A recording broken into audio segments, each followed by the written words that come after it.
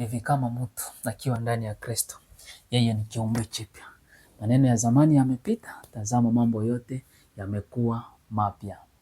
Ndugu mpendo, wakati unampokea Kristo, wewe unakuwa kiumbe kipya. Wakati unampokea Kristo, dhambi zako zinasamehewa. Wakati unampokea Kristo, wewe unaokolewa. Wakati unampokea Kristo, wewe unaitwa mwana wa Mungu. Kwa wakati wa sasa, asubuhi ya sasa, ndugu mpendo, ninakusihi, amua ukampokea Kristo, amua ukamrudilia Mungu, amua ukamfuate Kristo, kwa sababu ni yeye pekee ambaye ni upatanisho wetu na Mungu. Unajua juu ya nini Mungu alituma mwana wake Yesu Kristo kusudi apate kuokoa ulimwengu? Ni kwa sababu anapenda dunia, ni kwa sababu anapenda mwanadamu.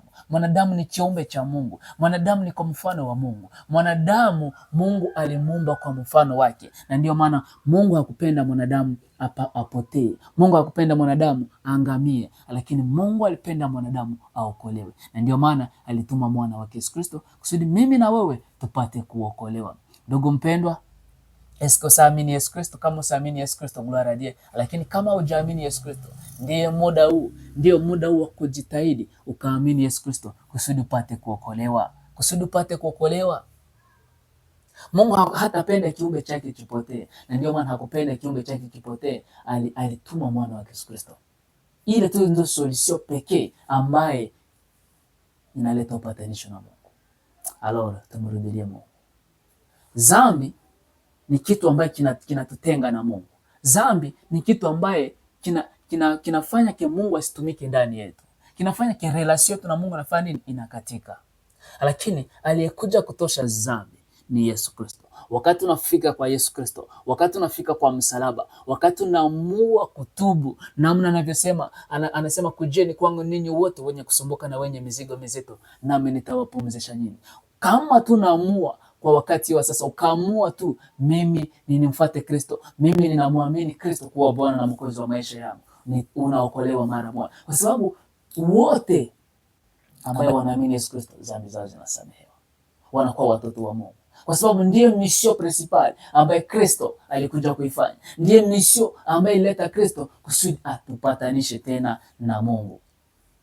Lakini sisi kila mara hatupendi kupatanishwa na Mungu. Kila mara wajene wengi hawapendi kurudilia Mungu. Kila mara watu wengi hawapendi kurudilia Mungu. Lakini kwa asubuhi ya leo nataka nikuambie, urudilie Mungu kwa jina la Yesu Kristo. Amua ukarudilie Mungu. Amua ukakamata decision nzuri ukarudilie Mungu. Acha nikupatie historia moja. Nakumbuka walifungaka mtu mmoja kwetu kwa familia. Na kufunga huyo mtu, tulikuwa mbali. Tukaamua tumtumia avoka kusudi afanye nini? Aende kumsamea, aende kufanya nini? Kumtetea kwa prison. Lakini sasa walifanya hivyo, wakaenda wakamtetea, avoka kaenda akamtetea, na kisha akafanya nini? Akatoka kwa prison. Na ndivyo hivyo Kristo alikuja kufanya. Kristo ni kama avoka wetu, alikuja kutupatanisha na Mungu. Kristo alikuja kutusamia. Ndugu mpendwa, wewe pekee hautasimama mbele ya Mungu kukiri zangu, kusema hauna wakati wa kusimama mbele ya Mungu, wewe ni mwenye dhambi. Lakini Kristo pekee ndiye atakusamia kwa Mungu. Kristo pekee ndiye upatanisho, ndiye aliyekuja kukufia dhambi zangu na dhambi zako. Lakini ila ukimwamini, ukiamua kumfuata Kristo, ukiamua kumrudilia Kristo, ndio dhambi zako zitasamehewa. Sasa imagine huyu mtu mwenye tunasema kwa familia tumtumia avoka. Angekatala ule avoka wetu, ingekuwa namna gani? Angesema mimi huyu avoka simjui, atakia kunisambia namna gani? Mimi simjui. Angemkatala, basi ingekuwa namna gani? Sasa combien de fois watu wengi wanakataa Kristo? Combien de fois watu wengi wanakataa Kristo ambaye Mungu amemtuma kusudi tupate kupatanishwa naye, lakini kila mara watu wengi wanamkataa. Ndugu mpendwa, amua kumfuata Kristo, amua kumrudilia Kristo, itakuwa mambo makubwa sana. Imagine angesema mimi sipendi kutoka kwa prison, ingekuwa namna gani? Huyu mwenye anafungwa angesema mimi sipendi kutoka kwa prison, ingekuwa namna gani? Na wewe mwenye unafungwa katika hali ya dhambi, wewe mwenye unapatikana katika hali ya dhambi, sasa imagine Mara ngapi wako wanakutafuta umrudilie Kristo, lakini wewe unakataa. Unasema mimi sipendi vya Kristo, mimi sipendi vya makanisa, mimi sipendi vya kuomba, mimi sipendi vya Kristo. Unawaza wewe pekee utajiokoa. Kumbe sivyo. Rudilia Mungu. Rudilia Mungu. Rudilia Mungu, ndugu mpendwa. Imagine watu wa sasa wanakuwaka tunajiwaza sisi wenyewe tunatosha kwetu. Akumbe anayetosha kwetu ni Mungu. Turudilie Mungu kusudi tupate kupatanishwa na Mungu. Imagine kwanza tena mara nyingine ule mtu mwenye tulituma aende aokoe ule mtu wetu kwa prison. Sasa angalisemea huyu avoka je kipena afere zako. Ingekuwa namna gani? Eske angetoka ndani ya prison? Hangelitoka paske anakataa, anaambia avoka aje kipena vyake.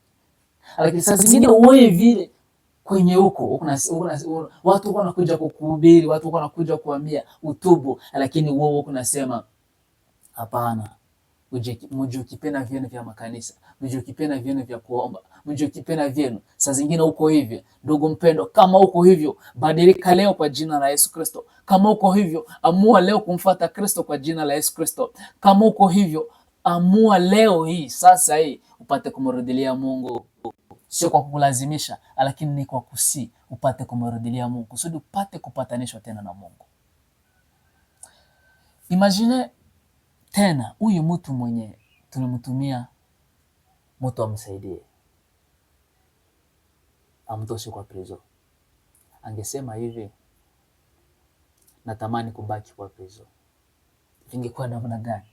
Vingekuwa namna gani, ndugu mpendwa? Eske mtu anapendaka abakie ndani ya prison? Hapana. Eske mtu anapendaka abakie ndani ya mateso? Hapana. Mtu hapendi abakie ndani ya kifungo. Lakini sisi combien de fois tunapenda tubakie ndani ya dhambi. Combien de fois tunapenda tubakie ndani ya maisha yetu ya kimwili. Combien de fois tunapenda tubakie ndani ya kujiongoza wenyewe. Combien de fois tunamkataa Kristo. Combien de fois tunakataa vya makanisa. Combien de fois tunakataa vya kuomba. Combien de fois tunakataa wapasteri. Combien de fois tunakataa neno la Mungu. Combien de fois Kristo anatutafuta, lakini sisi tunapuuza. Mungu atusamee na Mungu akusamee ndugu mpendwa. Wewe mwenye haujaamini kumfuata Yesu Kristo, umfuate Kristo, umrudilie Kristo, kwa sababu yeye pekee ndiye mwenye anatupatanisha na Mungu. Yeye pekee ndiye avoka wetu. Yeye pekee ndiye tunaisema, yeye pekee ndiye avoka ambaye alikuja kutupatanisha tena na Mungu. Wewe mwenyewe hutaweza kujipatanisha na Mungu, lakini Kristo atakutetea wakati unamwamini. Kristo atakutetea wakati unaamini kumfuata. Kristo atakutetea wakati unatambua kazi aliyofanya kwa msalaba juu yako. Kristo atakutetea wakati unaamini makubwa na maajabu ambaye alikuja kuifanya. Kristo hakukosa vya kufanya mbinguni. Kristo angelibaki mbinguni, lakini kwa kukupenda alikuja kukuokoa na kuniokoa. Kwa kukupenda alikuja kusudi akakuja katika zarauliwa, temewe mate, akuwe neglige, donc ku niveau zero juu yangu na juu yako, kusudi tupate kupatanishwa na Mungu. Lakini sasa saa zingine wewe haujatambua hii. Ndugu mpendwa, tambua hii. Tambua hii. Kristo angebaki mbinguni, angebaki kule, angekaa ile hana problemi na mtu. Lakini aliamua kukufuata wewe hapa duniani. Na wewe sasa fanya chako, amua umfuate yeye Kristo kusudi mpate kupatanishwa na Mungu. Acha Mungu akubariki na acha Mungu anibariki. Sisi sote tuamue tupatanishwe na Kristo kusudi siku moja tukue na Kristo kwa ufalme wake usiokuwa na mwisho. Kwa jina la Yesu Kristo. Amen.